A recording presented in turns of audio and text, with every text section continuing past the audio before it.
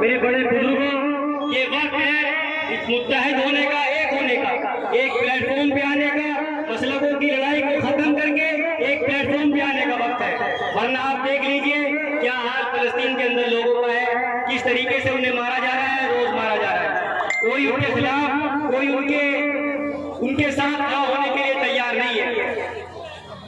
सुबह खबर आती है कि माँ खत्म हो गई, शाम को खबर आती है कि बेटा खत्म हो गया। कोई किसी की आवाज उठाने के लिए इस वक्त तैयार नहीं है।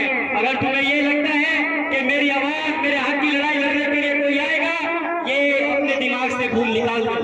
तुम्हें अपने हक की लड़ाई, अपने मुस्तकबिल की लड़ाई, अपने बहन बेटी बच्चों की लड़ाई खुद लड़नी पड़ेगी। कोई तुम्हारी लड़ाई लड़ने के लिए आने वाला नहीं है।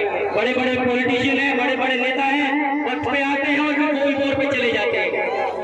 मुसलमानों को जो इस वक्त पूरे मुल्क हिंदुस्तान के अंदर टॉर्चर किया जा रहा है, वो किसी से छुपा हुआ नहीं है। वो आप सभी के सामने है, आप सभी को मालूम है। ज्यादा बताने की और ज्यादा करने की जरूरत नहीं है। अगर हमें इस दौर से, इस वक्त से, इन हालातों से लड़ना है तो हमें कोई अपने हाथ में हथियार नहीं लेना, अपने हाथ में तलवार नहीं उठानी है। हमें सिर्फ और सिर्फ कलम की बुनियाद पर इस लड़ाई को लड़ना है। और खुदा की कसम कोई ताकत नहीं है जो हमें हरा के दिखा सकती।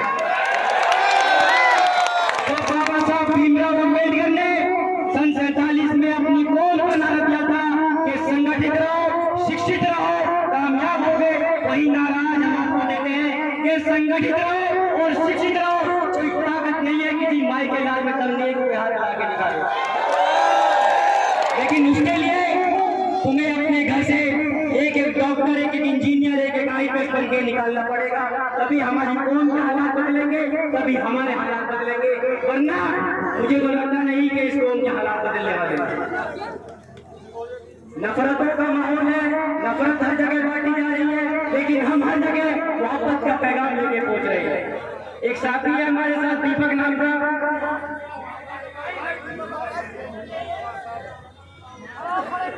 ये दीपक नाम का साथी है। ये बिल्कुल कंधे से कंधा मिला के हर वक्त हमारे साथ रहता है।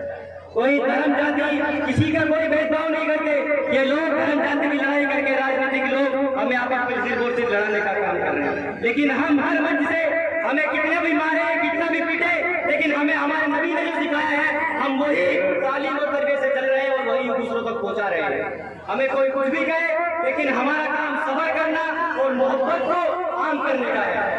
इस लड़ाई में मैं यही कहना चाहूंगा कि मैं अकेला ही चला था जाने पे मंजिल, मगर लोग टूटते गए और कारवां बनता गया।